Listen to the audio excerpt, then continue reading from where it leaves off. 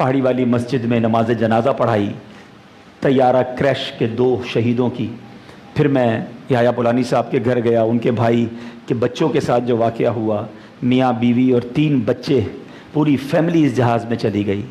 پھر اس کے بعد میں حافظ شبیر کے گھر گیا، جنہوں نے اسی رمضان میں 15 روزہ تراویح بھی پڑھائی تھی، اور سب کی داستانیں انوکھی ہیں۔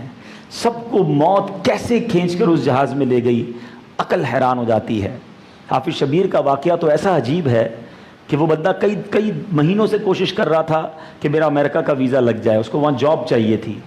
15 روزہ تراویح پڑھائی، امریکہ کا ویزا لگا، اور وہ 2 دن پہلے امریکہ کے لیے روانہ ہوئے، 1 ہفتہ پہلے روانہ ہوئے ہوں گے۔ قطر تک پہنچ گئے، قطر ایئرپورٹ پہ انہیں روک لیا گیا کہ آپ آگے نہیں جا سکتے، کیونکہ امریکہ میں وہی انٹر ہو سکتا ہے جس کے پاس ان دنوں لاک ڈاؤن سچویشن کی وجہ سے امریکہ کا پاسپورٹ ہوگا یا ریزیڈنس ویزا ہوگا۔ آپ کے پاس وزٹ ویزا ہے، آپ کیسے آ گئے؟ پاکستان ایئرپورٹ پہ روکا نہیں کسی نے، اگلا قطر تک پہنچ گیا، دوحہ ایئرپورٹ پہ روک لیا گیا، کہا آپ واپس جائیں۔ اب واپسی کے لیے کوئی فلائٹ نہیں پاکستان کے لیے۔ میں نے بھی زندگی میں کبھی نہیں سنا کہ پیسنجر کو، اکیلے پیسنجر کو، پورے کارگو فلائٹ کے اندر ایک اکیلے پیسنجر کو پاکستان بھیجا گیا، اور یہ فلائٹ کراچی نہیں آ رہی تھی، لاہور جا رہی تھی۔ یہ بندہ لاہور پہنچا۔ اچھا، لاہور میں نارملی باہر سے آنے والوں کو کئی دن کوارنٹائن کیا جاتا ہے۔ یہ فلائٹ چونکہ پیسنجر فلائٹ نہیں تھی تو اس رولنگ کے مطابق ان کو لانگ کوارنٹائن نہیں کیا گیا، ورنہ لانگ کوارنٹائن کر دیا جاتا تو بھی اس جہاز میں بندہ نہ آتا۔ 1 دن شاید کوارنٹائن کیا، اور جمعے والی فلائٹ میں انہیں بٹھا دیا گیا۔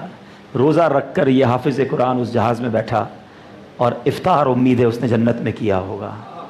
یہ ہے زندگی، پہنچی وہیں پر خاک جہاں کا خمیر تھا، جو وقت، جو مقام، جو لمحہ میرا اور آپ کا لکھا ہے نا، ہم نے وہاں پہنچنا ہے۔ اچھا، لوگ کہتے ہیں جہاز میں خرابی تھی، ایئرپلین میں نہیں بیٹھنا چاہیے۔ مجھے بتائیے، جو گھر میں بیٹھے تھے وہ کیا کر رہے تھے؟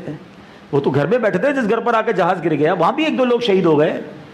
موت جہاں بھی ہوگی آ جانی ہے، بس صرف سمجھنا یہ ہے، کاش سمجھ جائیں کہ آگاہ اپنی موت سے کوئی بشر نہیں، سامان 100 برس کا ہے، پل کی خبر نہیں۔ خوشیوں میں اتنے بدمست نہ ہو جاؤ کہ اللہ ناراض ہو جائے۔ ایک بات سیکھ کے جانا میرے نوجوانوں، میرے بچوں، نوجوانوں میں نا ایک جذبہ ہوتا ہے کہ یار ابھی تو جوانی ہے نا، ابھی تو بہت ٹائم پڑا ہے، پھر اللہ اللہ کر لیں گے۔ یہ مولانا صاحب باتیں کرتے ہیں، یہ بھی تو بوڑھے ہو گئے، ہم بھی بوڑھے ہوں گے تو داڑھی بھی رکھ لیں گے اور اللہ اللہ کر